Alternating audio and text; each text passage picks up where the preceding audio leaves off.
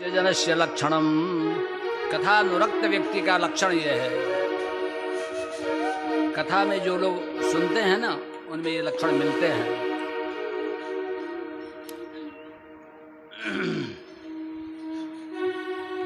तो आप लोग जो माताएं आती हैं वो बातें तब तक न करें जब तक कि कथा न समाप्त हो जाए। आइए फिर हम लोग सच्चिदानंद रूपाय, सत चित और आनंद स्वरूप। देखो इसमें जीव, ईश्वर और प्राणी, ईश्वर और माया, तीन तत्व हैं, तत्वत्रय। उनमें जीव में और ईश्वर में सत, चित और आनंद तीनों तत्व होते हैं। जीव में और ईश्वर में सत, चित, सत वो सत भी है और चित भी है और आनंद स्वरूप भी है जीव। और परमात्मा भी सत है, चित है और आनंद स्वरूप है। और माया एक है, वह सत नहीं, वह सत तो है लेकिन चित और आनंद स्वरूप नहीं है। माया सत तो है लेकिन आनंद स्वरूप नहीं। सत माने जो हमेशा हो, हमेशा विद्यमान हो, कभी भी जिसका अभाव न हो, त्रिकालाबाधित हो, त्रिकाल में उसका बाध नहीं होता हो, वस्तु परिच्छेद से अपरिच्छिन्न हो, काल परिच्छेद से अपरिच्छिन्न हो। वस्तु परिच्छेद से अपरिच्छिन्न का अर्थ है यह है कि इस वस्तु में है, इस वस्तु में नहीं है, ऐसा नहीं कह सकते।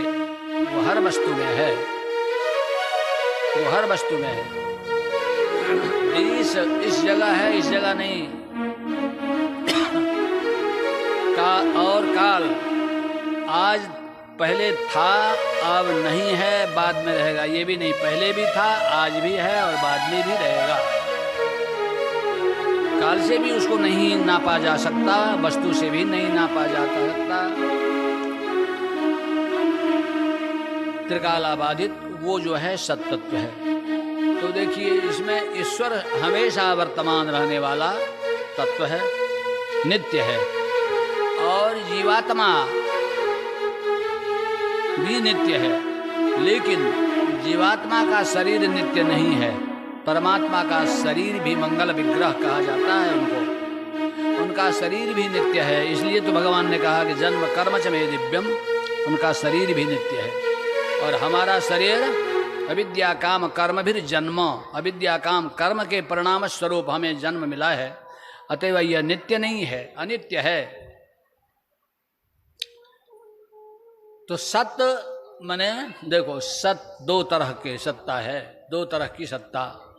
एक नित्य सिद्ध,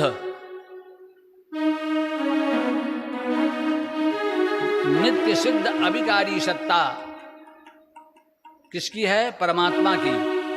परमात्मा की सत्ता नित्य है, स्वयं सिद्ध है और अविकारी सत्ता है, उसमें कोई विकार नहीं होता। यह परमात्मा की सत्ता है, नित्य शुद्ध अविकारी सत्ता।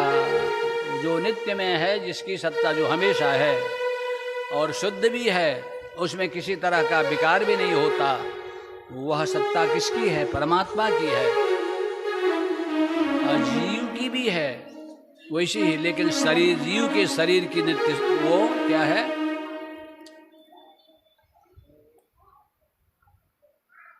उत्पन्न विकारी, उत्पन्न विकारी सत्ता जीव में है, माने शरीर में है। जीव के शरीर में उत्पन्न है और विकारी सत्ता है ये। जीव का शरीर क्या है? उत्पन्न है। जीव तो नित्य ही है, सत है परमात्मा और नित्य है, शुद्ध है, अविकारी है। इसलिए कहा गया कि क्षितिज क्या कहा गया? यह जो शरीर है, ईश्वर अंश जीव अविनाशी, चेतन अमल सहज सुख राशि। ईश्वर अंश,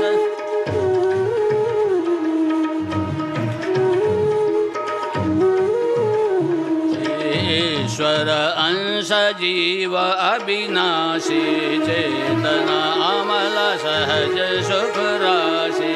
ईश्वर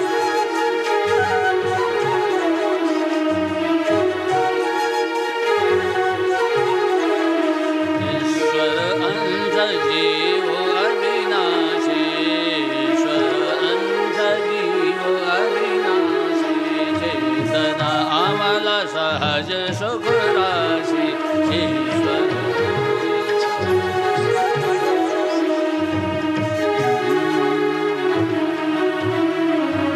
देखो इतना ही नहीं,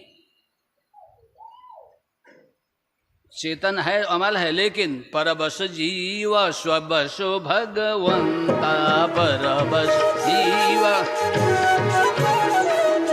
परबस जीव स्वबस भगवंता,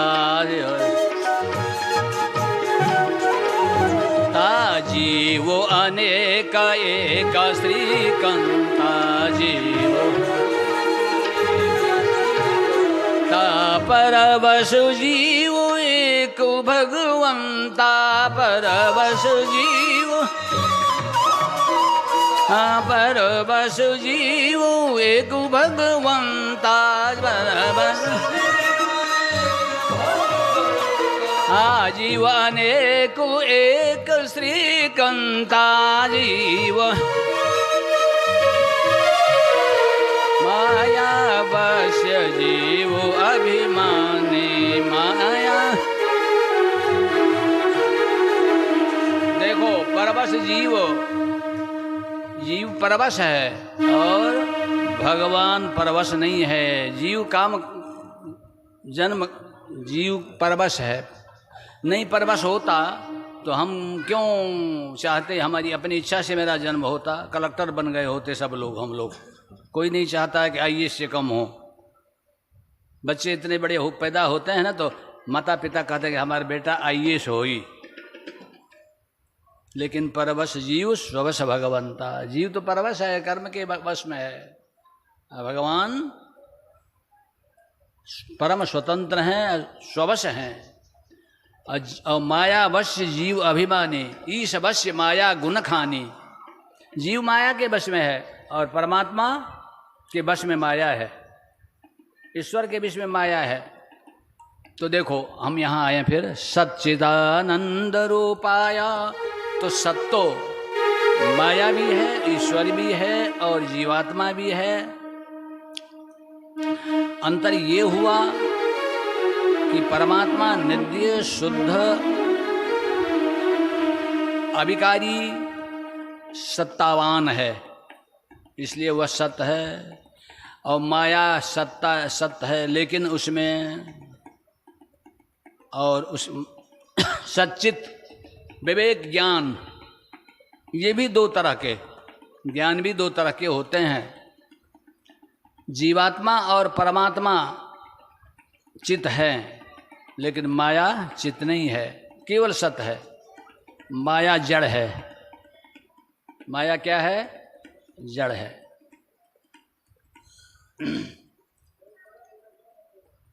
और ये भी दो प्रकार, एक एक वो उसका विवेक, परमात्मा का विवेक और जीव का एक कर्ण सापेक्ष, एक कर्ण निरपेक्ष ज्ञान होता है। कर्ण सापेक्ष ज्ञान और कर्ण निरपेक्ष ज्ञान। जीव कर्म सापेक्ष ज्ञान वाला है, कर्ण सापेक्ष। जीव क्या है? कर्ण सापेक्ष। कर्ण बने इंद्रिय, इंद्रियों से उसे ज्ञान होता है। जीवात्मा को इंद्रियों से, कान से, नाक से, आँख से, जीभ से, त्वचा से, ये कर्ण से सापेक्ष ज्ञान है। जीवात्मा कर्ण सापेक्ष ज्ञान वाला जीवात्मा है। अब परमात्मा क्या है? कर्ण निरपेक्ष ज्ञान वाला है। उसे इंद्रियों की अपेक्षा नहीं है ज्ञान करने के लिए। इसलिए तुलसीदास जी ने कहा है कि बिनु पगु चलाए सुने बिनु काना, बिनु पग चले सुनई बिनु काना, देखो बिनु पग चलाई सुनई बिनु काना। और करबसु कर्म कर बिनु कर्म करे विधि नाना, कर बिनु कर्म ना आनन बिनु सब, आनन बिनु सर्वरस भोगी, आनन बिना बिनु बानी बक्ता बड़ जोगी, बिनु बानी बक्ता बिनु बानी बक्ता बड़ जोगी,